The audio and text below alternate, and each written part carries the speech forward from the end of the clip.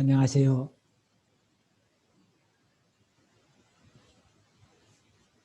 2020년 지난 한 해를 돌이켜보면 코로나19로 인해서 많이 어려운 환경 가운데서도 잘 이겨내고 견뎌내어서 새로운 2021년 한 해를 시작할 수 있게 해주신 하나님께 참으로 감사한 마음이 듭니다.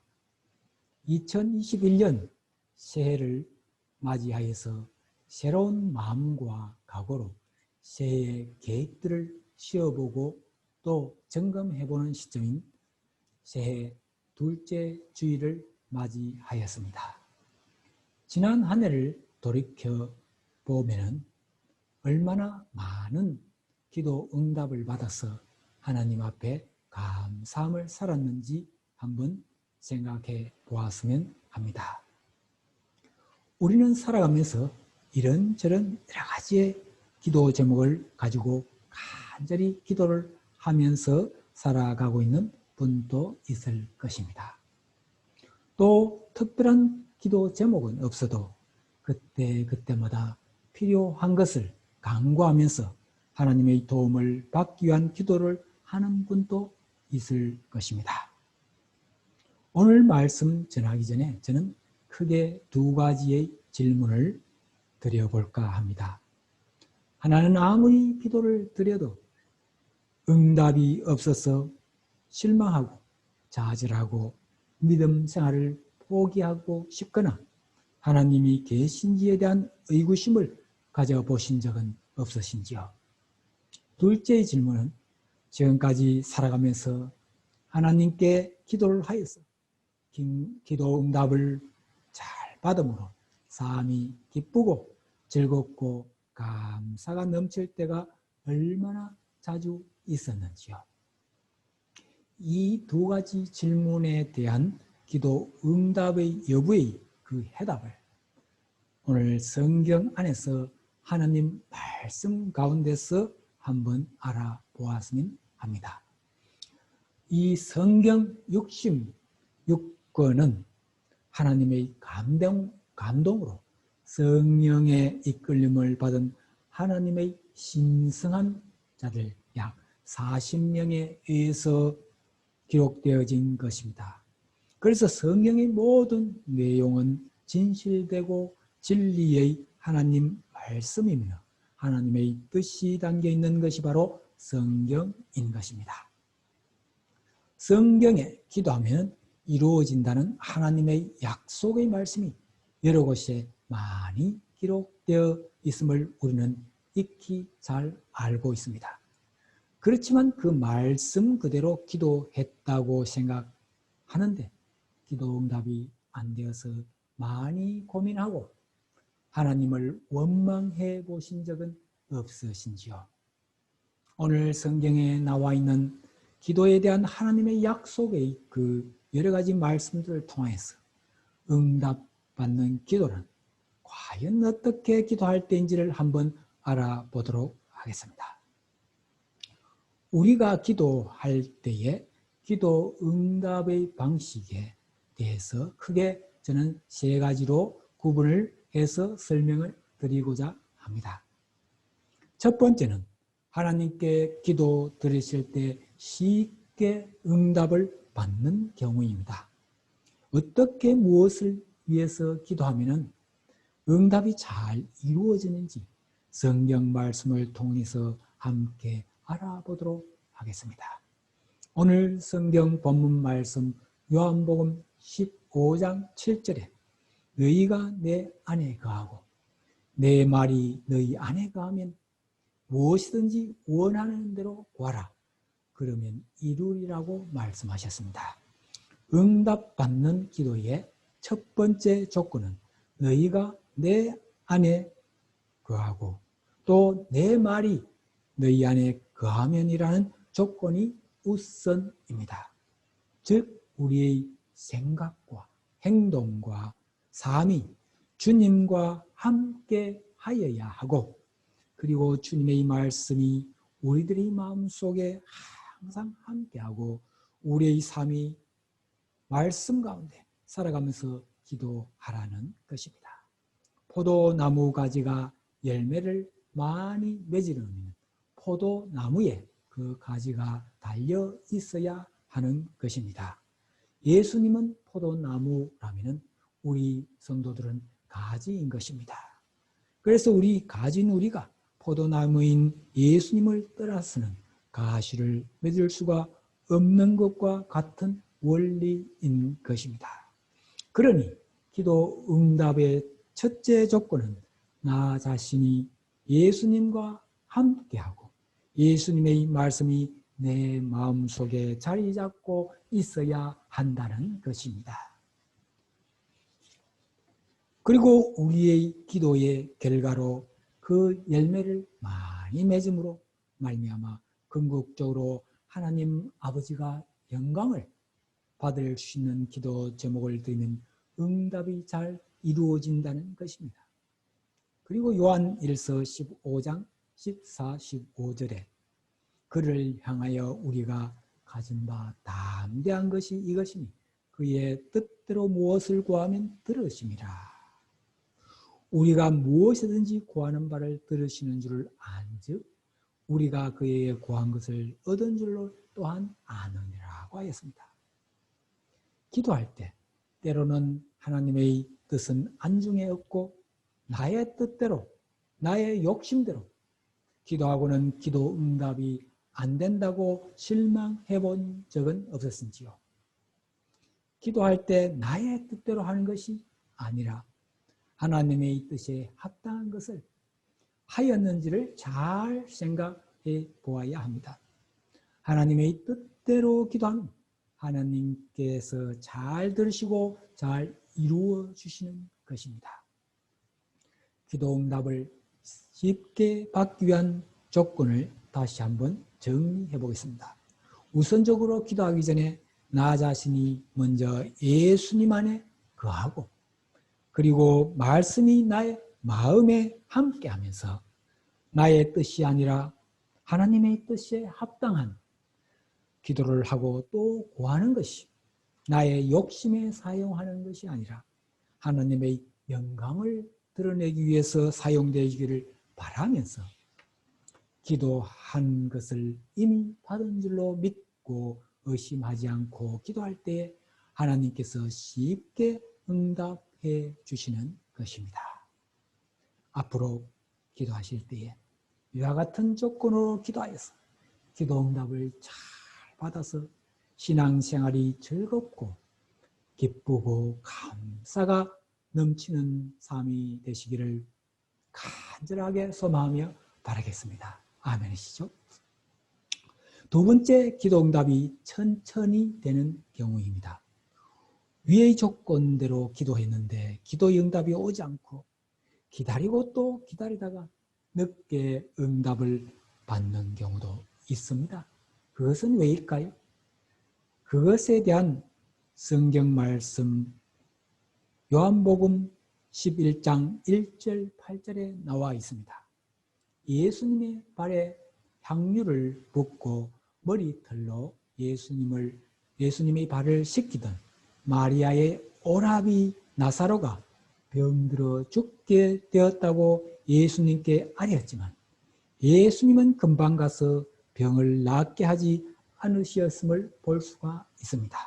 그리고 예수님은 요한복음 11장 4절에 예수께서 들으시고 가라사대 이 병은 죽을 병이 아니라 하나님의 영광을 위하며 하나님의 아들로 이를 인하여 영광을 얻게 하려 하시니라고 하십니다.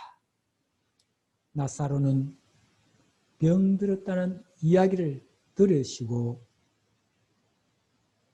나사로가 병들었다는 이야기를 들으시고 이틀이나 예수님은 요하시던 곳에 계속 계시다가 예수님이 이틀 후에 마리아 집에 갔지만 마리아는 아주 슬퍼하며 예수님이 좀 더 빨리 오셨으면 나사로가 죽지 않았을 것입니다라고 하였습니다. 그러나 예수님은 나사로가 묻혀있는 무덤에 가서 돌문을 열게 하고 죽은 나사로를 다시 살리셨던 것입니다. 우리가 아무리 계획을 하고 간절하게 기도할지라도 나의 계획이 아니라 하나님의 계획과 타이밍에 맞추어서 기도 응답이 되어진다는 것입니다. 하나님의 계획이 사람의 계획이 하나님의 계획을 따라갈 수 없으면 그 하나님의 계획에 의해서 오직 하나님의 타이밍에 맞추어서 응답해 주시는 것입니다. 그래서 우리는 기도를 하면서 인내하는 마음을 가지고 성숙한 모습으로 나아가야 하겠습니다. 그리고 또 기도를 하여도 금방 응답이 안 되고 늦게 되는 경우에는 지금 인내를 통하여서 더욱 성장하게 해주시기 위해서라는 것을 볼 수가 있습니다. 인내하면 영적으로 성숙이 되어지는 것입니다. 야고보서 1장 1, 2절에 내 형제들아 너희가 여러 가지 시험을 당하거든 온전히 기쁘게 여기라. 이는 너희 믿음의 시련이 인내를 만들어내는 줄 너희가 암이라. 인내를 온전히 이루라. 이는 너희로 온전하게 구비하여 조금도 부족함이 없게 함이라고 하였습니다. 우리가 기도하여도 이루어지지 않는다고 시험을 당하신 적은 없으신지요? 시험을 당하여도 온전히 기쁘게 여기고 믿음의 시련이 인내를 만들어낸다고 합니다. 이런 인내는 조금도 부족함이 없게 하려 하심이라고 성경의 약속의 말씀을 우리들에게 주시었습니다. 그러니 기도를 하면서 나 자신의 계획대로 안 된다고 너무 상실하지 말고 그저 인내를 하면서 하나님의 계획과 타이밍을 기다릴 때에 부족함 없이 채워주실 것으로 믿고 기다림의 믿음으로 살아가야 하겠습니다. 기다리면서 마음이 불안하고 말씀에 대한 의심을 하지 말아야 하겠습니다. 예수님은 우리들의 마음에 근심하지도 말고 또 두려워하지도 말라고 하십니다. 모든 것을 예수님께 맡기고 평안한 마음으로 인내하면서 기도할 수 있는 저와 여러분이 되어야 하겠습니다. 아멘이시죠? 세 번째, 아무리 기도를 해도 응답이 안 되는 경우입니다. 우리가 기도할 때에 주로 나의 생각과 나의 뜻대로 뭔가를 이루게 해달라고 기도를 하고는 있지 않은지 한번 뒤돌아보고 생각을 해볼 필요가 있습니다. 그리고 그 기도가 이루어졌을 때 무엇을 위해 사용되어질지를 생각해 보아야 하겠습니다. 성경 말씀 야고보서 4장 8절에 구하여도 받지 못함은 정욕으로 쓰려고 잘못 구하기 때문이라고 하였습니다. 나의 기도 제목들이 나 자신만의 욕심을 위한 기도 제목이 아니었는지 잘 생각해 볼 필요가 있는 것입니다. 성경 말씀에 자신의 정욕으로 쓰려고 하는 기도는 구하여도 받지 못하는 잘못된 기도라고 분명하게 이야기해주고 있습니다. 우리는 기도의 응답의 결과가 그것을 나의 욕심과 정욕을 위한 것이 아니라 그 응답의 결과로 하나님의 영광을 위해서 쓰여지는 기도가 되어야만 하는 것입니다. 그렇지 않고는 기도 응답을 기대하지 않는 것이 마땅한 것입니다. 또 우리가 기도할 때 하나님의 뜻과 계획은 생각하지 않고 오직 자신의 뜻과 계획을 가지고 간절히 기도하면서 간구한 적은 없는지 한번 뒤돌아볼 필요가 있습니다. 하나님의 자녀로서 이 세상을 살아가면서 세상적인 것을 위해서 뜻을 세우고 그 뜻을 위해서 간절하게 기도하였다면 로마서 12장 2절을 한번 유심히 살펴볼 필요가 있습니다. 로마서 12장 2절에 이 세대를 본받지 말고 오직 마음을 새롭게 함으로 변화를 받아 하나님의 선하시고 기뻐하시고 온전하신 뜻이 무엇인지를 분별하라고 하십니다. 하나님은 우리들에게 분명하게 말씀해 주시고 계십니다. 돈과 명예와 권력이 문제이고 거짓과 술수로 남보다 내가 잘 되려고 하는 세상적인 것을 본받지 말라고 하십니다. 그리고 마음을 새롭게 하고 온전하신 하나님의 선하시고 기뻐하시는 하나님의 온전한 뜻이 무엇인지를 분별하여 하나님의 뜻을 따라서 살아가야만 하겠습니다. 아멘이시죠? 그 하나님의 뜻은 성경 66권에 상세하게 기록되어 있는 진리의 말씀들 속에서 우리는 찾을 수가 있는 것입니다. 마지막으로 하나님께 기도 드려도 응답이 안 되는 경우가 있습니다. 분명히 이 기도를 하면 응답 받으면 하나님의 영광을 위해서 사용한다는 생각으로 아무리 기도를 해도 응답이 없을 때가 있습니다. 그것은 왜일까요? 한 가지 성경의 예를 들어서 설명을 드리고자 합니다. 사도 바울은 육체의 가시를 가지고 육체적인 병을 가지고 계속 복음을 전하였습니다. 하나님께 기도를 했지만 그 기도를 들어주시지 않고 그 육체의 가시를 사도 바울은 가지고 살아갈 수밖에 없었습니다. 그 이유가 고린도 후서 12장 9절에 있습니다. 내 은혜가 내게 족하도다. 이는 내 능력이 약한 데서 온전하여짐이라고 했습니다. 사도 바울의 교만을 막아서 성품을 좀 더 아름답게 유지시키어 복음을 전하는 게 하나님의 뜻이었던 것입니다. 여기서 사람의 생각으로는 사도 바울의 육체적인 고통을 위해서 기도할 때 남을 받는 기도 응답이 있어야 할 것으로 보입니다. 그러나 하나님은 사도 바울의 육체적인 가시를 그대로 두시는 목적과 뜻이 있었던 것입니다. 즉, 이 말은 우리가 기도를 하여서 사람의 생각으로는 응답이 안 되었다고 생각할 수가 있습니다. 하지만 하나님의 생각과 계획과 뜻은 사람의 생각과 다른 곳에 있었던 것입니다. 사람의 생각으로 기도 응답이 안 되었던 것도 하나님의 기준으로 보면 그것이 오히려 그 사람에게는 더욱 신앙생활에 덕이 되고 도움이 되므로 기도 응답을 받은 것으로 볼 수가 있는 것입니다.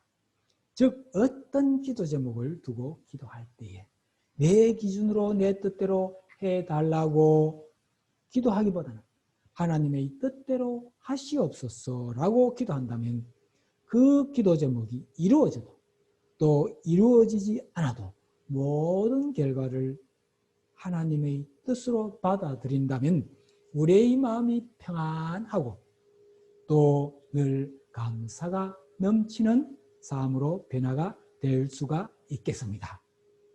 이제 마지막으로 우리가 살아가면서 정말 무엇을 위해서 기도하는지를 해야 하는지를 잘 알려주는 성경 말씀이 있습니다. 마태복음 6장 33절입니다. 너희는 먼저 그의 나라와 그의 의를 구하라. 그리하면 이 모든 것을 너희에게 더하시리라고 하였습니다. 우리는 살아가면서 필요한 여러 가지들을 위해서 많이 기도하면서 살아가고 있는 편이 많습니다. 그런 우리들을 위해서 하나님께서는 우리가 기도할 때에 먼저 하나님의 나라와 의를 위해서 기도하라고 하십니다. 그러면 우리들에게 필요한 것들을 더해 주시라고 하십니다. 복음을 위해서 그리고 하나님 나라 확장을 위해서 기도하는 삶을 살아가는 저와 여러분이 되기를 하나님께서는 말씀하고 계십니다.